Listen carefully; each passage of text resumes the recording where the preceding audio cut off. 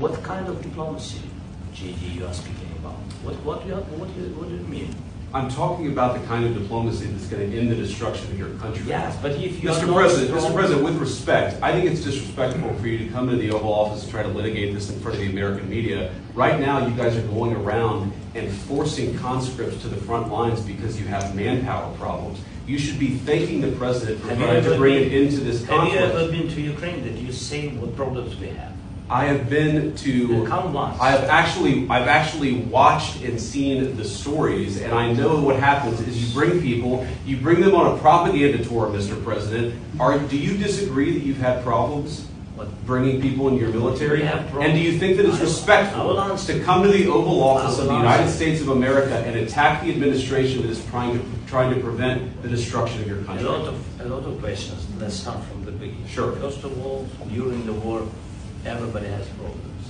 Even you, but you have nice ocean and don't feel now, but you will feel it in the future. God bless. You don't know that. God bless. You don't God know. bless. You will not have a war. Don't tell us what we're going to feel.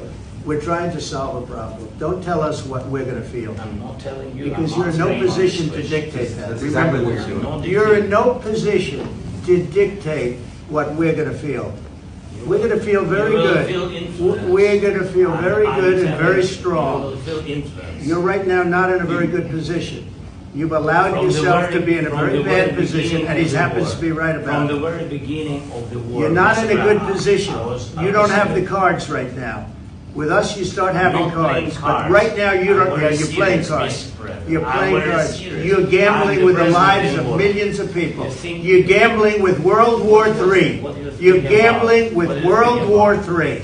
And what you're doing is very disrespectful to the country, this country. It's back to you. Far more than a lot of people said they should have. Have you said thank you once this entire meeting? No, in this entire meeting, you said thank you. You went to Pennsylvania and campaigned for the opposition in October. Offer some words of appreciation for the United States of America and the president who's trying to save your country. Please, you think that if you will speak very loudly about the war, he's not speaking loudly. He's not speaking loudly. Your country is in big trouble. Wait a minute. No. You've done a lot of talking. Your country is in big trouble. I know. You're not winning. You're not winning this. You have a damn good chance of coming out okay because of us. Mr. President, we are staying in our country, staying strong from the very beginning of the war. We've been alone. And we are thankful. I said thanks. You haven't been alone. You haven't been alone. We gave you, through this stupid president, $350 billion. We gave you military equipment. And your men are brave, but they had to use our military. If you didn't have our military equipment, this war would have been over in 2 weeks. In 3 days. I heard it from Putin. In 3 days. This is something maybe less. In 2 weeks, of course, yes. It's going to be a very hard thing to do business like this. Again, just say thank you. I said a lot of times to American people. Accept that there are disagreements, and let's go litigate those disagreements rather than trying to fight it out in the American media when you're wrong. We know that you're wrong. But you see, I think it's good for the American people to see what's going on. I understand, sir. I think it's very important. That's why I kept this going so long. You have to be thankful. You don't have the cards. You're buried there. Your people are dying. You're running low on soldiers. Listen, you're running low on soldiers. It would be a damn good thing. And then you tell us, I don't want a ceasefire. I don't want a ceasefire. I want to go and I want this.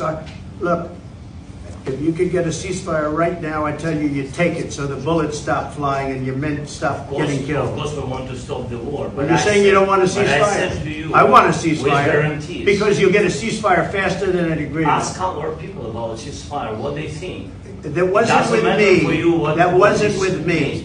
That was with a guy named Biden, who was not a smart person. That was with Obama. It was your president. Excuse me. That was with Obama, who gave you sheets, and I gave you javelins. Yes. I gave you the javelins to take out all those tanks. Obama gave you sheets. In fact, the statement is, Obama gave sheets and Trump gave javelins. You got to be more thankful, because let me tell you, you don't have the cards. With us, you have the cards. But without us, you don't have any cards. One more question to Mr. Vice President.